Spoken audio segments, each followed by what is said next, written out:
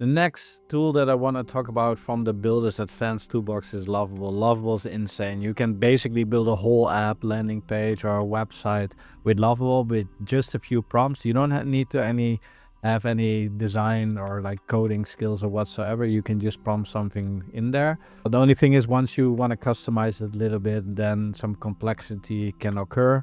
You need to then understand some basic coding. But overall, the experience is super easy, very good to use, and quite fast. So for Lovable is basically you type in anything you want. Yeah, let's just try it out. It takes some time before they actually get to a website and the app. But in general, let's do it while I am actually walking through the presentation, right? So ChatGPT, okay.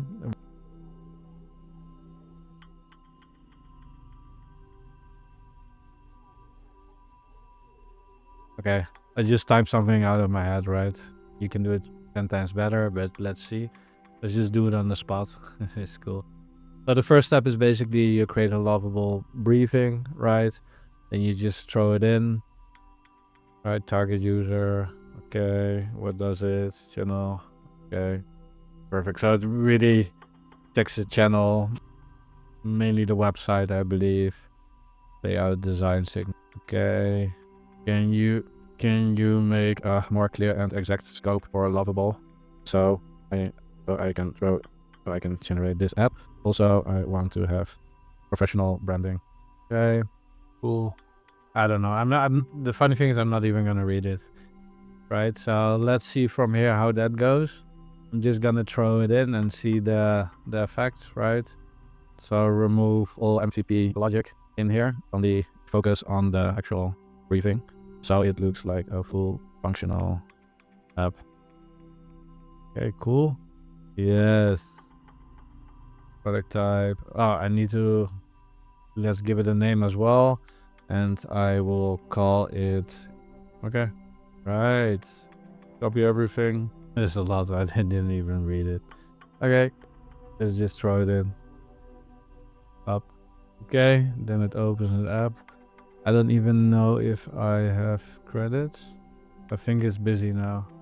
Yeah. Okay. In the meantime, I will just go through everything, and at the end of this, hopefully we have like a whole tool available. All right. So Lovable. Right. So the real problem, right? So especially in the startup scene, as a real builder, you want to ship, right? A lot of people get stuck in the concept phase where they have like an idea, but they actually never build it because it costs a lot of time, attention. You need to have people who do the design. You need to have people who make the wireframes, create the app. Then you need to make sure that it works, and you need to have certain apps. Before it was super expensive, right? And that's why a lot of people get stuck in the idea phase. Now you can make an MVP, a minimal viable product, quite fast. The logic lives in tools, not in products, right? So most of the time people focus only on tools, but in reality it's also a product that you want to offer, right? So you get stuck into subscribing to a lot of different things, and everywhere is a little bit shattered. So in the end, yeah, not really good. So you want to have one tool or one product where you can do everything, right?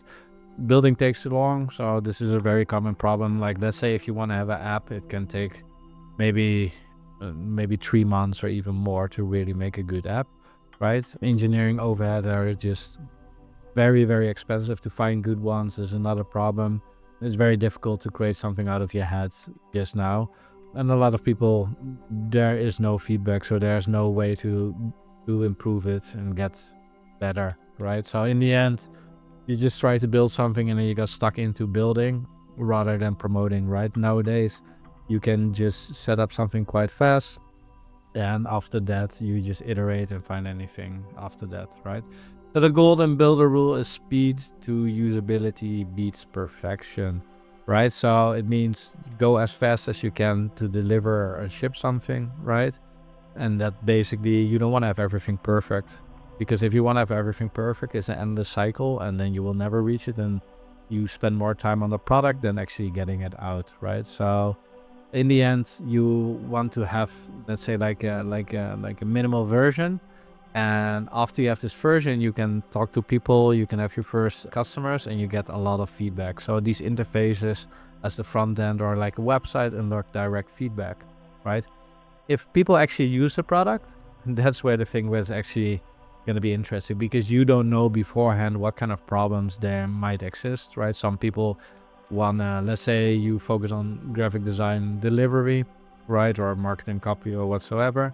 Then you build a whole platform around it, and then you realize that people actually want to have it, the specific content faster. So then you need to come up with a new idea. So this can be, let's say, like AI generation. So you need to add AI in there to have a faster copy, which people can use, right?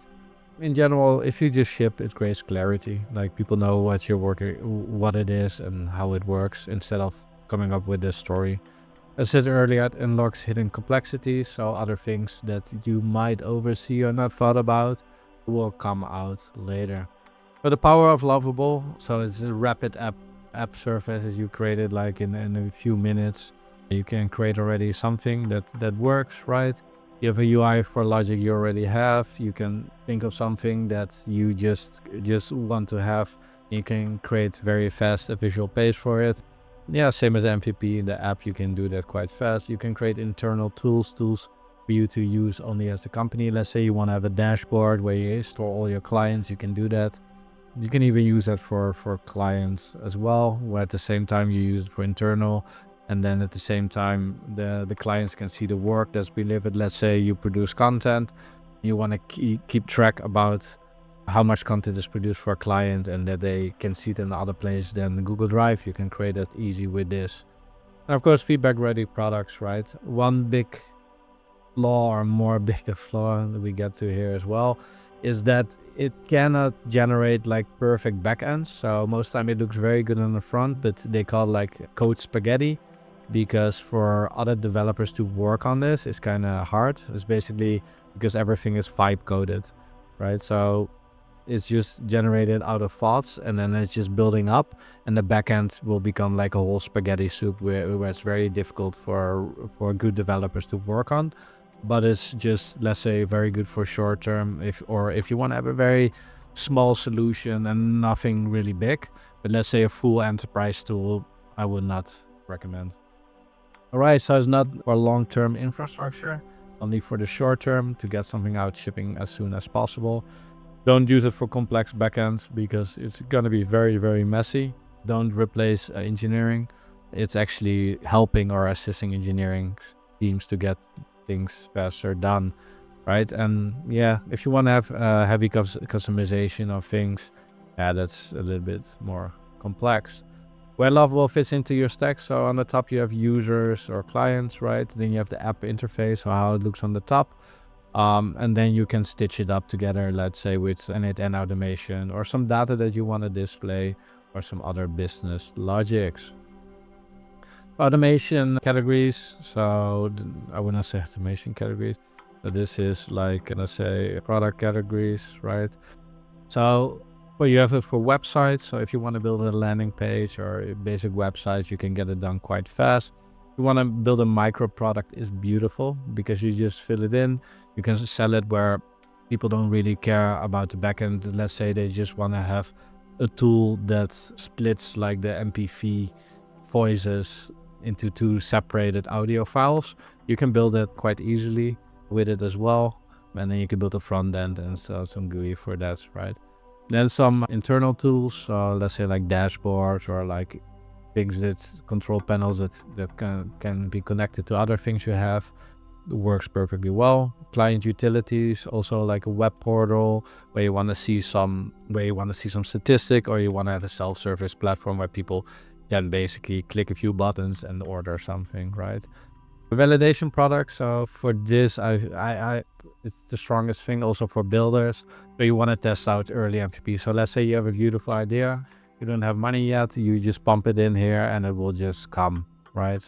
You can get some experiments going on, right? So again, this is like the opposite of let's say end-to-end, right? So you have control and you have speed. So basically, if you want to ship something fast, something which is a little bit out of your control, you can change things fast, but you cannot go into depth too much, then Lovable is the one. But if you want to have control, if you want to set up a lot of custom stuff, then basically, yeah, then then you need to pick something else, right? So in the end, you want to have control. It will be slower, more expensive, but long-term scalability, where in Lovable is only for fast. So I would say, like, in your journey, use it at the beginning, get something out, get something running, and then pivot once your business grows, right? Why Lovable projects fail? So a lot of people already try to launch whole businesses with Lovable, because there were no clear users, so they just developed the tool, and then in the end there were no users coming in, no divine job to be done. So it's just there for utility, but is it really useful in practice? And building before validation. So keep in mind also with all the project that you start, just validate something first, just dive into the problem before you start building. Think also from a problem solution standpoint, because that's the most important thing, right? So you need to solve a problem that actually exists rather than to just build something for fun, right? A lot of people treat it like the final product. As I said earlier, is the MVP is the first version. So don't get too stuck up with this is the final version and iterate or like going into depth. No, just say this is the MVP. This is the first version, right? And no feedback loop. So no adjusting anything, right? So why do builders care about Lovable? So super fast feedback, you get it directly, right? You speed it up, you can build it so fast, it's super cheap, many clear decisions already from the start, it gives a lot of feedback, and you can just get on the hype. So if I say, hey, I'm doing this, I'm building this, and then I can show something within a few hours / a few days, then it's pretty good. How to start, right? Start with one clear user, define one core action. So in my perspective, just focus on problems, right? Ignore edge cases, only solely focus in one problem from a specific person, and just build it out, ship it fast, and then show it to people and watch it getting used. All right, super cool. Let's see where it is right now. I'm very curious. Okay, I will build the precisely there. Made, enhance. Currently using mock data, pre-foreign code. Okay, go for it. Did you already do something or not? Let me check. Actually interesting. Competitor compass. Preview, it's loading something now. Right. Still busy. Announce preview latest version. Code. I see all this code written. Crazy. Okay. All right, there we have it, right? Competitor killer. Structured evidence-based intelligent enter URL. I don't know. That's a lovable alternative. Skipper that now. Okay. I'm gonna throw this one in my competitor scan. Looks pretty cool as well. Already blocked, but okay. And then throw it in. Analyze. See, there are some errors already. So most probably I need to do HTTPS this. Analyze. A beautiful loading screen. It's insane. Collecting signals, analyzing data, structured report, finalizing. Boom. So this is the website. He just comes out with this itself. I didn't do anything. Business overview, issue trackings, target audience, primary offer. Website is really good. This is perfect. Content and blog. Medium. Twitter. Whoa, 45k. SEO, there's some issues with that. If it's all correct or good, I don't know. By the way, I think this is all markup data. It might be not. But then, for example, you can hook it up to other tools as well, because here it says like, this is also beautiful. It recommends a real web scraping and all. New analysis, copy, export. Okay. Let's just take Behance, right? It's already working. It's crazy. Okay, let's just pick one style. A beautiful weird style, right? Okay. I just want to make it look cool, right? So up, do this, edit. I want this style for the whole look and feel of, right? Right, then you upload it. Like same as ChatGPT, never be happy with the first result. If you really want to know how to use the tool, just watch a lot of YouTube videos. I'm not gonna go into depth how it works. I just want to give you an overview of the tools which I think they're very valuable for you to use, right? This fragment set difference from your significant branding. How would you like override brand guide? Who you're building this for external users? Submit. It's crazy. They ask the right questions. So very good AI. Then let's see where it goes. Okay, so he's editing the index.css. So the CSS is basically the cascade style sheet, is mainly the whole look and feel of your website. So what it does right now, it's gonna use the bold greens, blues, orange, and teal with playful geometric accent, because I think it looks a little bit too plain. And then I'm gonna address this to the website, right? So can we even mobile versions and all? How to go back to another one. This is code. This is the design. This is the cloud. This is the URL. I just refresh because it's mainly the, yeah. Okay, he's editing still. Let's wait a little bit. I believe the pricing is also super fair. Let's take a look at the pricing. Many entrepreneurs already made a lot of money with this. So they basically created very fast a tool. They launched it in the App Store, and then they have it here. So for just $25 per month, you can create it. I believe there's also some costs with like hosting it. So that's like a little bit different, and everything works with credits, right? I'm not sure how much credits everything is, but we can take a look how much we spent already with the competitor. Pass. Starting the design, he's still busy. He's override brand style guide. Okay, he's now busy. Look how fast it is.